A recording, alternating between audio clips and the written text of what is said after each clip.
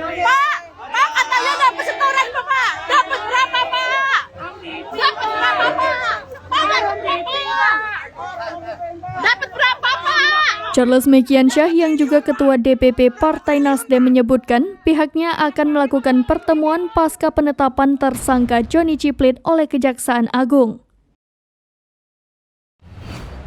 Dikabarkan Menkominfo Johnny Ciplit telah menjadi tersangka dalam kasus korupsi pengadaan Tower Base Transceiver Station. Sejumlah elit Partai Nasdem juga mulai merapat ke kantor DPP seusai Sekjen Nasdem Johnny Ciplit menjadi tersangka dugaan kasus korupsi Tower Base Transceiver Station pada Rabu 17 Mei 2023. Pantauan Tribunnews.com di lokasi, Charles Mekiansyah sendiri datang sekitar 13:15 waktu Indonesia Barat. Ketika ditanyakan mengenai penetapan tersangka dari Johnny Ciplit, Charles mengungkapkan pihaknya akan melakukan pertemuan. Kemudian dikatakan Charles jika ada langkah-langkah yang disampaikan akan diinformasikan ke awak media.